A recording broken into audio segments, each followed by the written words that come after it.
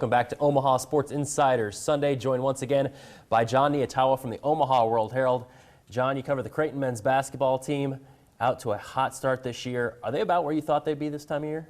Oh, probably a little bit better. Yeah? I think the way that they performed, particularly offensively, I mean, they shot 50% in every single game this year, third in the country in three-point shooting. They've put pressure on teams, I think, more than even maybe some of the coaches on their staff thought that they could.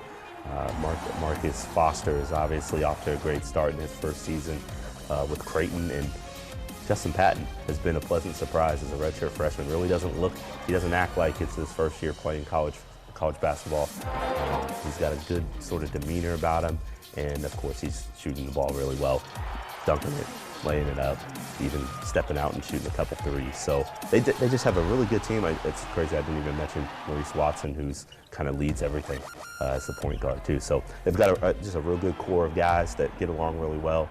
And yeah, they're rolling right now, and we'll see if they can keep it up. A big reason for their hot start, a guy you mentioned, Marcus Foster, the transfer from Kansas State.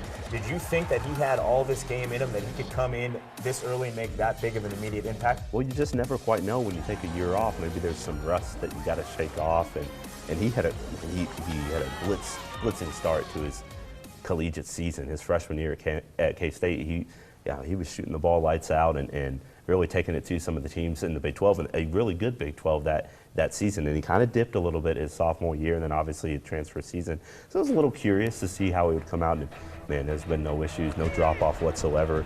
He's attacking the rim a little bit more than he did at K-State, bought into that mentality. The coaches have kind of preached with him to stay aggressive, to use the fact that teams are going to try to take away your jump shot to your advantage because you can then attack the rim. So I think the coaches like to see him play a little bit better defense. He has that in his arsenal. He's really athletic, got a quick burst to him. So obviously you've seen the explosiveness, his ability to dunk, but he can use that on the defensive end too. So there's even room for him to improve. I mean, he dropped 27 points the other day, but he can get better, and I think that's what's really exciting for Coach McDermott and all those guys. Another pleasant surprise for the Jays this year. We just talked about him, Justin Patton, from right here in Omaha. Yeah. How impressive has he been? It's each time he goes on the court, you're wondering, is this the moment where he hits sort of that freshman wall? Every first-year guy has it at some point, whether it's teams finally figuring out from a scouting report what they want to do to take away some of his strengths, or maybe just kind of running out of gas because there's a lot on his plate to get ready for a game, and the prep, not just physically but mentally too, and then you go through the grind of the game and do it all again and again. So, but man, each time he goes out there, he did have foul trouble this past week, games against Buffalo and Akron, he got into foul trouble, but when he's been on the floor lately, he's just been incredibly efficient, taking good shots, turning down the right ones. I think there was a play against Buffalo where he had a wide open three, turned it down for a jumper, and a shot that he was actually shooting at a higher percentage than his three-point shot at this time, and the coaching staff went crazy on the bench. They're like, yes, that's the kind of mature decision that you don't necessarily expect from a freshman. And so, the redshirt year that he talks about it and his coaching staff talks about it a lot, it was really beneficial for him. Not only did he add strength, in 16 months, I think the number was 25 or 30 pounds that he gained. So that makes a big difference. But he also prepared himself for the challenge of being out there every day. And Creighton lost Zach Hansen, a veteran presence inside, a physical presence inside. And so they're going to have to rely more on Justin to play more minutes and to be a productive piece to their offense and their defense.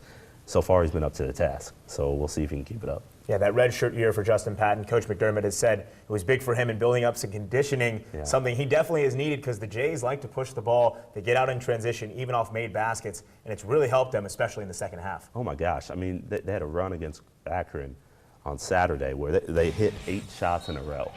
Now, the average time left on the shot clock for those 8 made shots in a row, 22 seconds.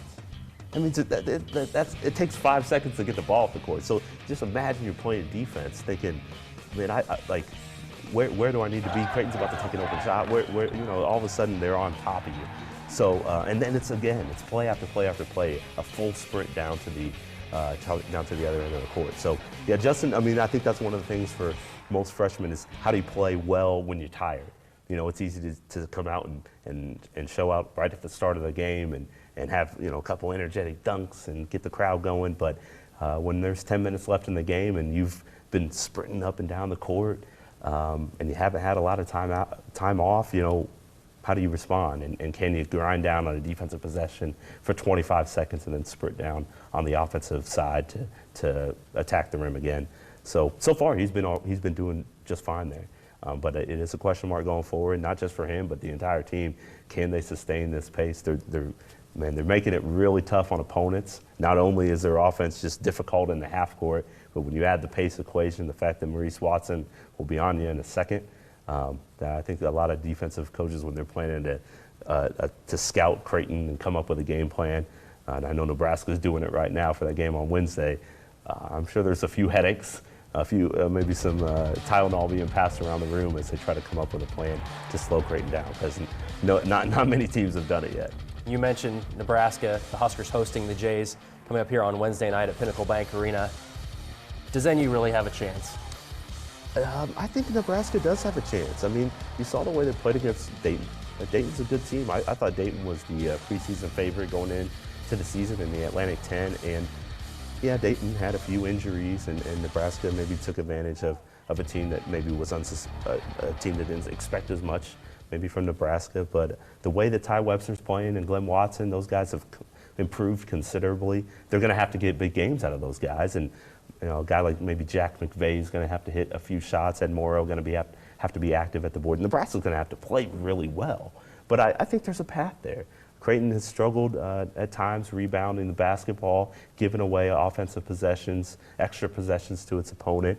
There have been times where Creighton, because it does try to push the ball so fast and, you know, hey, let's get the quickest shot. Even we're looking for good shots, but we're trying to get the quickest shots. Well, sometimes there might be a better shot waiting a few seconds later if they probe the defense a little bit more. And so, you know, Creighton's been susceptible at times when shots aren't falling to lose control sort of the game flow.